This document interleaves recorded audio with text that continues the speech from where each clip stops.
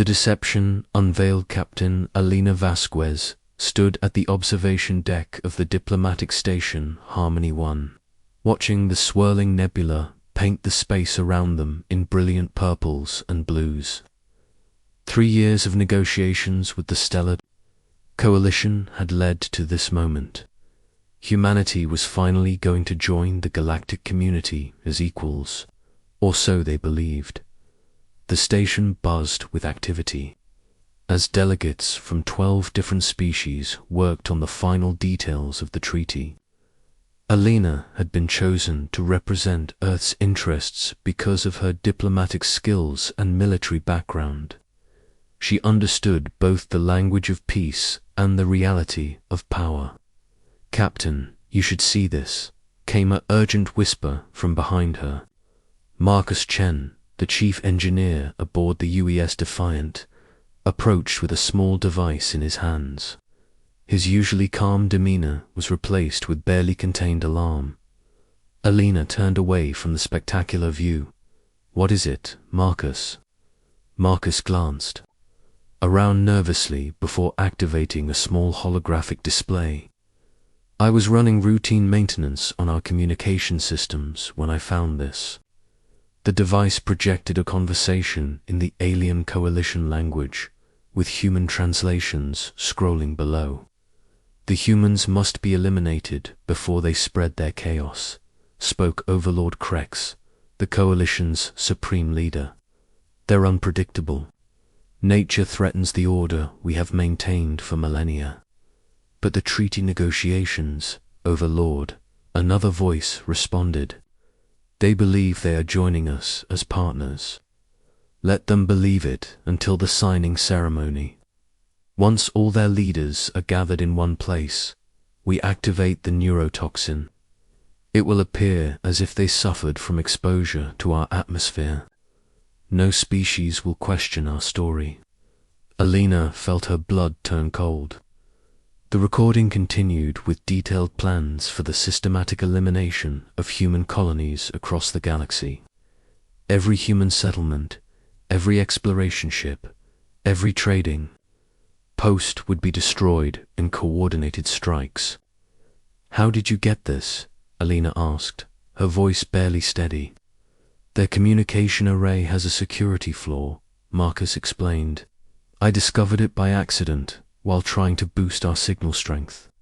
They never expected a primitive species like us to crack their encryption." Elena's mind raced through their options.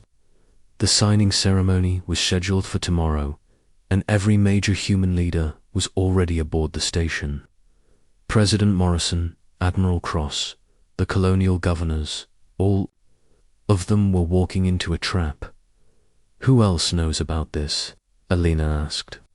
"Just you and me," Marcus replied. "But Captain, if we tried to warn everyone openly, the Coalition will know we discovered their plan. They'll execute it immediately." Alina looked back at the nebula, its beauty now seeming ominous rather than peaceful. "How long do we have?"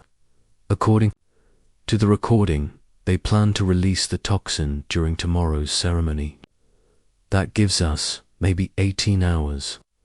Alina activated her personal communicator, but kept her voice casual. "Dr. Park, could you join me in observation deck 7?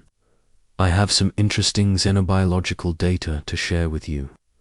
Dr. Lisa Park arrived. Within minutes, her scientific curiosity evident in her hurried steps. "What kind of data, Captain?" Alina and Marcus quickly briefed her on their discovery. Lisa's expertise in alien biology made her input crucial. After reviewing the recording, her face went pale. "This neurotoxin," Lisa said, studying the technical specifications. "It's designed specifically to target human neural pathways. They've been studying our biology for years, planning this." "Can you create an antidote?" Alina asked. "Maybe, but I'd need access to their medical bay and several hours of work. Even then, it might only delay the effects, not prevent them entirely." Marcus was already working on his portable computer.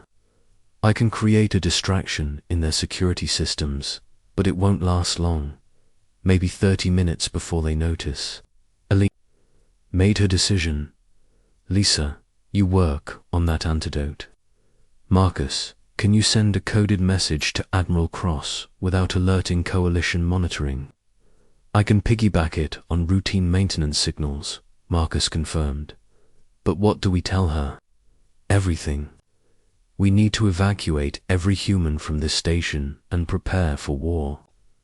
Over the next 6 hours, Alina orchestrated the most delicate operation of her career.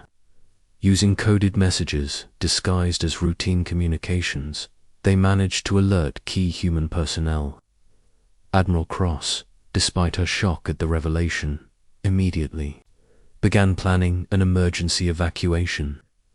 The escape pods won't hold everyone, Admiral Cross's coded reply came back. And if we try to use the shuttles, they'll know something is wrong. Alina studied the station schematics that Marcus had acquired. What about the cargo bay? Our ships are docked there for tomorrow's ceremonial departure. The Coalition has guards posted, Marcus reported. But I might be able to create a system. Malfunction that requires all ships to be moved to a safe distance. Do it, Alina ordered. How long do you need? Give me 2 hours. As Marcus worked on his sabotage, Alina and Lisa moved through the station, quietly alerting human delegates to prepare for immediate departure. They had to be subtle, maintaining the appearance of normal pre-ceremony activities while actually preparing for escape. Dr. Park had made progress on analyzing the toxin. I've found something interesting, she reported during one of their clandestine meetings. This poison isn't just designed to kill us. It's designed to make it look like we're incompatible with their station environment. Perfect cover story. How long would it take to kill us? Alina asked. Based on the concentration they're planning to use, maybe 10 minutes. But here's the thing. It only works in enclosed spaces. If we can get to open space, we might survive even without an antidote. Alina felt a spark of hope. Marcus, what's the status on the system malfunction? Ready to deploy, Marcus replied. But once I start it, we'll have maybe 40 minutes before they figure out what's really happening. Then we'd better be ready to move fast. Alina gathered the key personnel in her quarters for final instructions. Admiral Cross, President Morrison, and the colonial governors all crowded into the small space, their faces grim with understanding. When Marcus triggers the evacuation signal, Alina explained, you have 30 minutes to get every human to the ships. Tell everyone it's a routine safety drill if anyone asks. President Morrison, a veteran politician, looked troubled. Captain, even if we escape, they'll hunt us down. Humanity will be scattered across the galaxy with no home base. Then we'll have to be smarter than they are, Alina replied.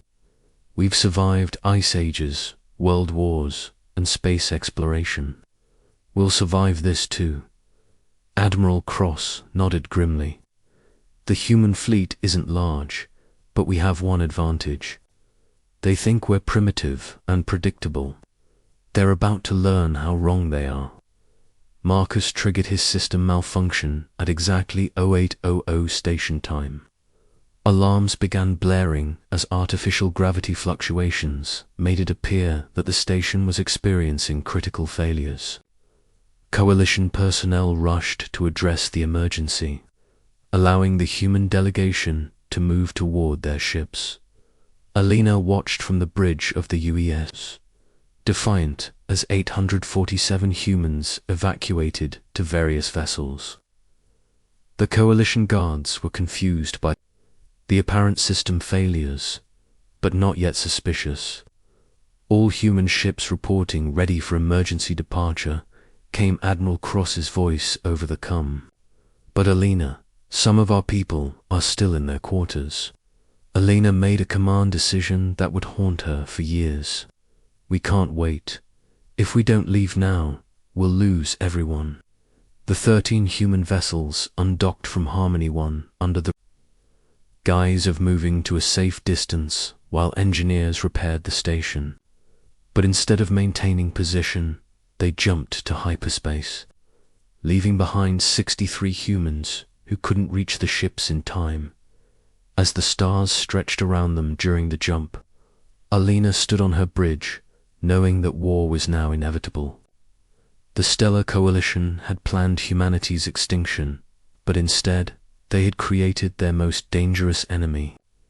"Captain," Marcus reported, "I'm receiving transmissions from other human ships across the galaxy.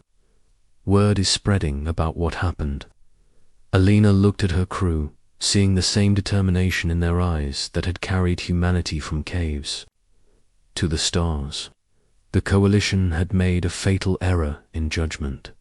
They had betrayed humanity, and now they were about to learn why that was the worst mistake they could have made. The hunt begins. Sarah Cross stood in the command center of the EU's Vigilant, studying the holographic display that showed Coalition fleet movements across 17 star systems. In the 3 weeks since the escape from Harmony 1, the aliens had launched the largest military operation in galactic history. Their target was simple: find and eliminate every human in space. "Admiral, we're receiving a transmission from Captain Torres aboard the merchant vessel Lucky Strike," reported Lieutenant Commander Jake Sullivan. "They're requesting emergency assistance. Coalition forces have them trapped in the Vega system." Sarah looked at the tactical display. The Lucky Strike was a civilian cargo ship with 43 crew members and their families. They had been returning from a trade mission when the Coalition declared war on humanity. Now they were running for their lives with 3 Coalition destroyers in pursuit. "How long until our ships can reach them?" Sarah asked. "For hours, at maximum burn," replied Commander Beth Martinez, her tactical officer. "But the Coalition forces will intercept them in 2 hours. Sarah studied the odds. 3 Coalition destroyers against 1 unarmed cargo ship should have been a certain victory for the aliens. But in the past 3 weeks, humanity had demonstrated that certainty was a luxury their enemies could no longer afford. "Signal the Defiant and the Prometheus," Sarah ordered. "We're going to save those people." Captain Alina Vasquez received the orders while her ship was resupplying at a hidden asteroid base. The human survivors had quickly learned to use the galaxy's forgotten corners for shelter. Abandoned mining stations, uncharted asteroid fields, and the dark spaces between star systems had become humanity's new territory. "Marcus, how are our modifications coming along?" Alina asked her chief engineer. Marcus Chen looked up from his workstation with satisfaction. "The new jump drive configurations are working perfectly. We can now make micro jumps that last only seconds but cover thousands of kilometers. The Coalition's sensors can't track movements that short." Dr. Lisa Park had been working with survivors from other ships to share information about Coalition technology. "I've also made progress on their communication protocols," she added. "We can now intercept and decode most of their tactical transmissions." Alina reviewed the mission parameters. "So we jump in, rescue the Lucky Strike, and jump out before they know what hit them." "That's the plan," Marcus confirmed. "But Alina, we're taking a big risk. If the Coalition figures out our new jump technology, they'll adapt their tactics." Alina looked at the crew around her. In 3 weeks, they had transformed from diplomats and explorers into guerrilla fighters. The change had been necessary for survival, but it came at a cost. She could see the strain in their faces, the constant tension of being hunted. Sometimes you have to take risks to save lives, Alina said. That's what makes us human. The rescue operation began with precise timing. The EU's Defiant, Vigilant, and Prometheus appeared simultaneously around the coalition forces, their new jump technology allowing them to materialize at point-blank range. The alien ships, expecting to find a helpless cargo vessel, suddenly found themselves surrounded by hostile forces. Alina watched from her command chair as the battle unfolded. The coalition destroyers were larger and more heavily armed than the human ships, but they had been designed for conventional warfare. They couldn't adapt to the humans' unpredictable tactics. Target their weapon arrays first, Alina ordered. We want to disable them, not destroy them. The human ships moved like a coordinated pack, using their superior maneuverability to stay out of the aliens' firing arcs while striking at weak points in their defenses. Marcus had spent weeks studying, captured coalition technology, and his modifications to their weapons systems were paying off. Coalition leadership is losing power, reported the weapons officer. Their main guns are offline. Signal the Lucky Strike to begin evacuation procedures, Alina commanded. We'll cover their escape. But as the civilian ship began moving toward safety, new contacts appeared on the sensors. Admiral Cross's voice crackled over the communication system. All ships, be advised. 6 additional coalition vessels just jumped in.